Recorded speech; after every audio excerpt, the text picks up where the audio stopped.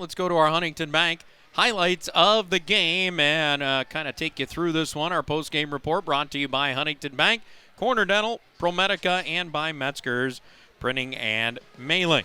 And let's go to those Huntington Bank highlights from the game. I'll tell you what, the first two periods, we almost forgot about it with the way that third period went. But we did have some pretty good action there in the first. We absolutely did, and we talked about it that, both goalies were sharp, that, there was some good chances. Gazzola gets rewarded here, and the great pass by Hurd.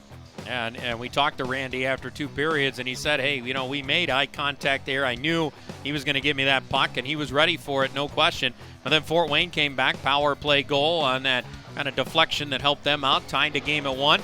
We got into the second, and in the second period, it's going to feel weird compared to the way the third period went. There was only one goal that actually went on the board in the second period, and it came from Toledo. Yeah, absolutely. Not that there was short on good quality chances, but there just seemed to be like just that one chance that went in. Lots of penalties, lots of power plays and penalty kills for both squads, but only one goal on the board. And speaking of that goal, we will see it right there on the power play. Brett Boeing finding the back of the net. That gave Toledo the 2-1 lead. Another look at it. Boeing on the rebound right at the side of the net. Gave Toledo the cushion by 1 going to the third. And we go into the complete chaos third period. How about very early? Fort Wayne ties. Take a breath. And if you blink, you might miss something the way this period started again. Both those goals were kind of on innocent plays, but all of a sudden Fort Wayne's got a lead very early in the third period. Yeah, 2 goals in the first 45 seconds. The Fort Wayne Komets had the advantage over Toledo, but they would come back. First, TJ Hensick on the intercept. Brandon Schultz finds the back of the net on the breakaway. And a great celebration there. How about that? Absolutely. I missed that in the first glance. He's fired up. That's awesome stuff. And then Brandon Hawkins, boy, the theme of the night, finding top corners, finding the back of the net. Brandon Hawkins did right there. Back came the Komets again, though. Another goal, Sean Sidlowski on the power play. And then Toledo would find themselves trailing once again as Fort Wayne would re-grab the lead here.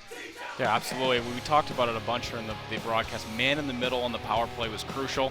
Now we're getting a look at Hensick's absolute laser of a shot. Short side high, huge moment, tying the game up. And he's got the veteran celebration just with a quick fist pump. And then Cole Frazier throw it on net.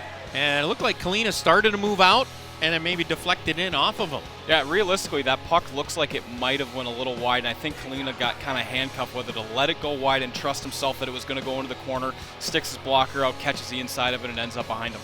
Now, final look at the college advantage stats from this game. 6-5 the final. You mentioned it, the 45 shot counter, season high in shots for the Toledo Walleye. They held Fort Wayne to 30 in this game. 1 for 5 on the power play, while Fort Wayne was 2 for 3. That's some Dan Watson's not going to like. The fact that the last 2 games it was the opponent scored 4 times and 6 chances on the power play.